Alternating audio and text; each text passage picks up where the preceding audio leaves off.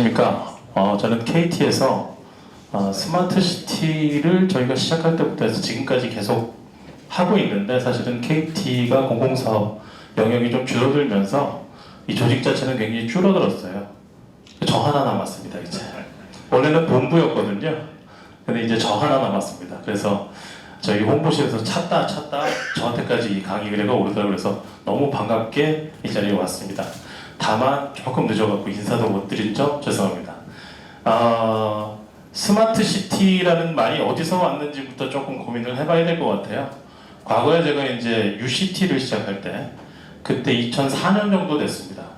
그때 한참 IBM이나 시스코 이런 기업들에서 어떻게 하면 더 많이 팔아먹을 수 있을까 라는 개념으로 퍼베이시브 컴퓨팅이나 스마트 시티라는 이런 개념들을 가지고 왔었고요.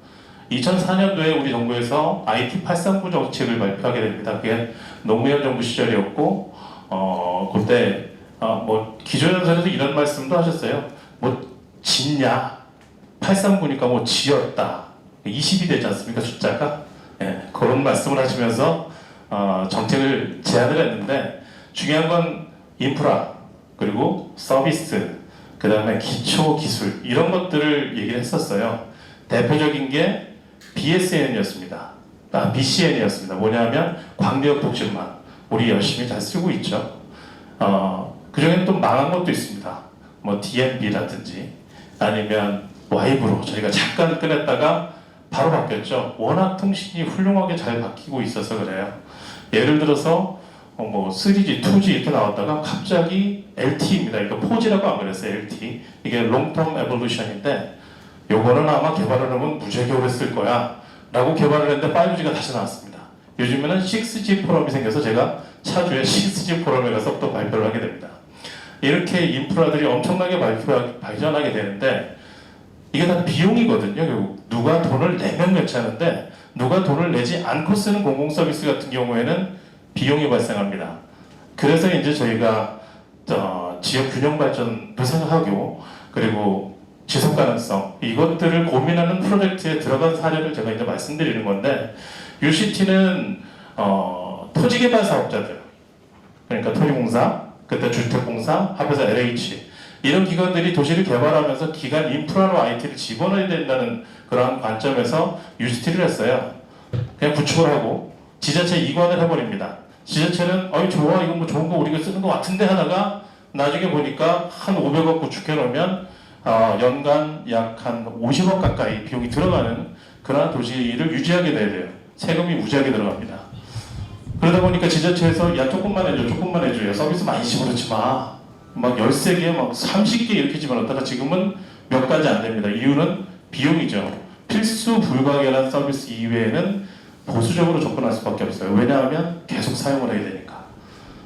그러니까 발전이 안 되잖아요. 그리고 데이터도 잘 안 모여요.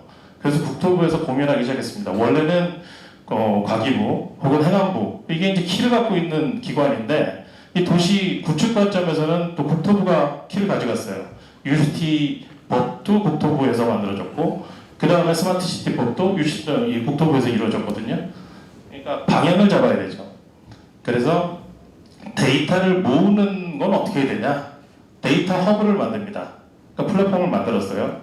이게 이제 스마트 시티 혁신 성장 동력이라는 프로젝트가 5년 전에 있었고 올 초에 끝났습니다.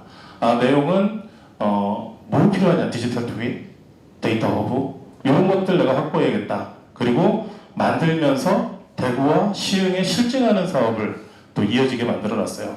이름하여 이때부터는 스마트 시티에 가까운 사업들입니다. 결국 도시 내 문제를 해결하고 도시가 자생적으로 이 서비스를 돌리고 데이터들을 생성하면서 지속 가능한 스마트 시티를 하겠다는 게 이 스마트 시티에 조금 추가된 개념이라고 할 수 있습니다. 네, KT 스마트 시티 소개 부분이 있는데요. 간략하게 하겠습니다. KT는 과거에는 텔코라고 지정하고 있죠. 근데 저희가 감히 몇 년 전부터는 디지코라고 얘기하고 있어요. 뭐냐 하면 그냥 통신만 제공하는 것이 아니라 통신에 인접한 서비스들 그리고 혁신적인 어떤 기술들 생활을 변화시킬 수 있는 디지털 기술들을 저희들이 제공하겠다는 그런 의미입니다. 그래서 스마트 시티는 비록 이제는 쪼그라져서 저 하나로 접점이 되지만 그래도 스마트 시티 레퍼런스는 저희가 굉장히 많이 보유하고 있어요. 한 70개 정도 된다고 보고요. 나머지 유무선 네트워크 인프라 그리고 서비스, 기술 이런 것들을 조직 단위에서 다 가지고 있습니다. 조금 전에 우리 발표해 주신 정재웅 아토리스 사장님께서 사실 부천 사업을 저희가 한 거예요. 같이 했습니다. 그래서 훌륭한 자세한 내용을 좀 해줬고 저는 정책적인 내용 왜 이렇게 흘러가는지를 좀 말씀드리고자 합니다. 지금 사례들이에요. 우리나라에서 제일 먼저 UCT라는 말을 사용했던 게 이제 송도 스마트시티 UCT입니다. 저희가 플랜하는 것부터 설계, 구축, 저희 자세가 진행을 했는데 이런 부분까지 참여를 했고 또 판교제로 시티는 제가 개인적으로 되게 아끼는 사업, 제가 기획까지 했던 사업이에요. 뭐냐면 남경필 시장하고 맞다이하고 딱 앉아서 뭐 하면 좀 새로 판교에 할까? 왜 그랬냐면 이 판교 테크노파크라는 곳이 있습니다. 테크노밸리라는 데가 있는데 거기 경기도가 지분 넣어갖고 개발해서 2조를 벌었습니다. 그리고 재밌으니까 뒤 옆에 인근 도로공사 빠진 자리에다가 뭘 만들어야 될까 고민하다가 조금 캐치프레이즈도 필요하고 새로운 걸 뭘 해봐야겠다 라고 해서 자율주행하고 스마트 3단이라는 모델을 집어넣었는데 이 중요한 내용이 뭐냐면 실제로 차가 돌아다니는 다른 차들이 돌아다니는 이런 구역에 자율주행차가 돌아다닐 수 있는 환경을 구현하는 그런 새로운 사업이었어요. 그 당시에는 좀 새로웠습니다. 거기서 중요한 점, 아까 전에 아토리서치에서 라이다를 통해서 주변 교통 상황을 본다든지 레이저를 쏴가지고 교통 상황을 보는 어떤 그런 영상을 보여줬는데 그런 걸 정리해서 만들어서 이 차에 보내주는 거예요. 이런 환경을 만드는 사업이었습니다. 나머지는 크게 뭐 특이한 사업은 아닙니다. 아산시 강소형 스마트시티 사업은 국토부에서 챌린지 사업이라든지 여러 가지 그 공모형 사업이 있었는데 이런 것들을 모아서 하나의 사업으로 정리를 했습니다. 그래서 강소형 스마트시티 사업 그리고 거점형 스마트시티 사업 두 가지를 했는데 저희는 아산시를 대상으로 해서 국토부에 강소형 스마트시티 사업을 진행을 했습니다. 강소형 스마트시티 사업은 두 가지 관점에서 이제 좀 제안을 하려고 했는데 하나는 에너지, 기후 위기였고요. 두 번째는 지역 소멸이었는데 아산시가 좀 특별한 면이 있어서 저희가 지역 소멸 대응이라는 차원에서 좀 컨셉을 잡았습니다. 이거는 지금 보면은 이 박경기 시장님이신데 요즘에 좀 고초를 좀 겪고 계신데 이분께서 지역 불균형이 너무 심하다라고 했어요. 뭐냐면 지금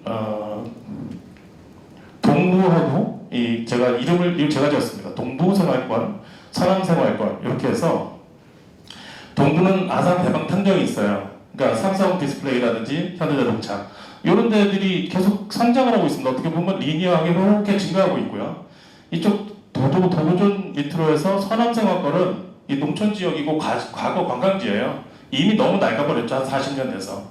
여기는 리니어하지 않고 뚝뚝 떨어지고 있습니다. 그래서 전체 아산시를 보면 인구가 아주 작게나마 올라가고 있지만 실제로는 아주 지역 불균형이 크기 때문에 이거 지역 소멸을 대응해야 된다는 차원에서 사업을 진행을 했습니다.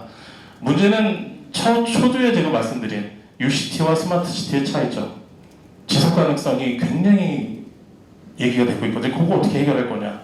여전히 지속 가능성은 찾지 못하고 있지만 찾아보려고 하는 사업입니다. 저희가 그래서 디지털 오아시스라는 개념을 잡았어요. 뭐냐면 디지털 노마드가 한참 유행을 했지 않습니까? 디지털 유목민 어디서도 일할 수 있다. 저도 오늘 오전에 여기 오기 전에 디지털 노마드로서 일을 하고 회의를 하고 왔습니다. 그렇듯이 디지털 노마드를 하고 있죠. 이 관련해서 디지털 오아시스는 디지털 노마드들이 그들의 생활을 여기 와서 좀 편리하게 할 수 있는 공간을 만들고자 하는 거예요. 최근에 워케이션이라는 말이 유행했습니다. 한 2년 정도.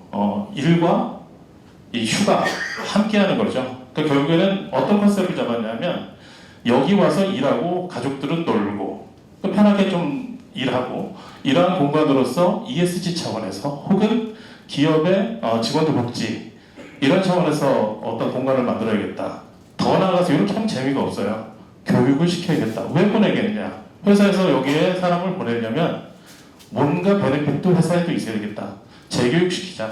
사회교육시키자. 지역사회에 있는 노인분들 IT 교육시키자. 대학 간의 해외와 국내의 어떤 이런 커뮤니케이션이 일어날 수 있는 공간으로 한번 만들어보자.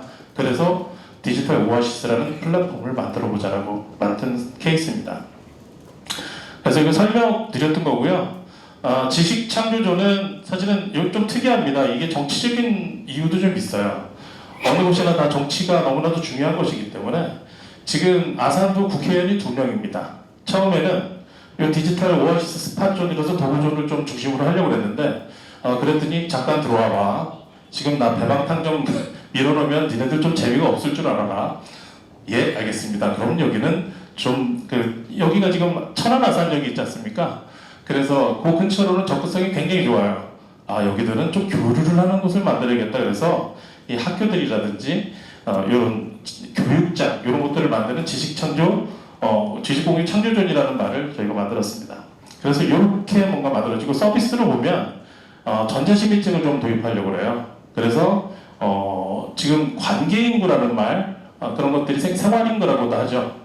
한 달에 3시간 정도 어떤 지역에 방문하면 그 사람도 생활인구로 쳐가지고 인구 집계에다 집어넣겠다라는 게 이제 정부의 방침에 향후에 그렇게 될 것 같고 거기에 따른 지원 정책이라든지 나올 것 같습니다. 따라서 전자시민증을 발급을 받아서 여기에서 어느 정도 일정 정도의 순도 있는 활동을 하게 되면 이 사람들도 아산 시민이 받고 있는 이 특권 중에 어떤 부분을 공유할 수 있게 해주자. 이러한 컨셉을 집어넣어서 진행을 했습니다. 다만 이런 것들이 가능했던 것은 C레벨이라고 하죠. 흔히 시장님이나 국장님 이런 분들이 전폭적으로 이걸 좀 실행하려는 의지를 갖고 있었어요. 즉 어느 부서나 밑에서 실행하는 실무자들만의 힘으로는 도저히 넘어가지 않습니다. 결국 스마트 시티가 제대로 이렇게 흘러가려면 정책적인 방향성이라든지 이런 것들이 굉장히 중요한데 결국 C레벨에서의 의사결정 그리고 의지 이런 게 굉장히 중요합니다. 이것들은 이제 서비스 시나리오예요. 천안역에 도착하면 그냥 털레털에 맨손으로 와라. 그러면 우리가 수요 응답형 교통 서비스를 이용해서 현장까지 데려다 줄게. 이러한 교통적인 편리성. 이게 왜 그러냐 하면 천안 아산역에서 현장까지 가기 위한 방법은 되게 복잡해요. 그리고 차량도 많지도 않고 그렇기 때문에 이 특정 수요만을 위한 교통이 필요하다고 봤고 처음에는 멋지게 UAM이나 혹은 자율주행차를 넣자라는 그런 아이디어를 내는 사람들이 있었습니다. 그래서 정신 차려라 지속가능한 스마트시티에 그렇게 비용이 많이 들어가는 걸 집어넣어서 운영하려면 너무 힘들다. 이 정도 하자. 그래서 이렇게 정리를 좀 해봤습니다. 관련해서 이제 향후에는 지식창조 공간, 지식공유 창조 공간의 경우에는 조금 더 연장을 했으면 좋겠다는 생각을 해요. 너무 사이로로 여기 안에 있는 데서만 얘기가 되는 게 아니라 저희가 진행하는 프로젝트의 어떤 아젠다를 가지고 심각하게 학회도 하고 논문도 좀 발표하고 또 학생들도 여기서 공부도 하고 또 재취업도 하고 이런 과정이 일어날 수 있도록 이 안에서 뭔가 생태계를 만들어 보자는 그런 생각을 하고 있습니다. 저희들이 결국 기대효과를 고민을 해놨는데 가치로는 210억 이게 얼마가 될지 모르죠. 계략적인 것들을 저희가 그냥 상징적으로 뽑아놓은 거가 2,100억이 될 수 있습니다. 다만 제일 중요한 것은 기존에 저물어 가던 도시에 대해서 어떤 균형 발전을 할 수 있다. 이쪽에도 생활인구라든지 아니면 정주인구, 거꾸로 서비스하려면 정주인구도 늘어나야 되거든요. 그런 인구들이 뭔가 계속 활성화할 수 있는 그리고 시민들이 재교육을 받아서 똑똑해지는 이러한 도시가 될 수 있다는 그런 기대 효과가 있다라고 저희는 생각을 했습니다. 네, 지금까지 발표를 드렸는데 어떻게 좀 들을 만한 내용인지 모르겠습니다. 예, 감사합니다.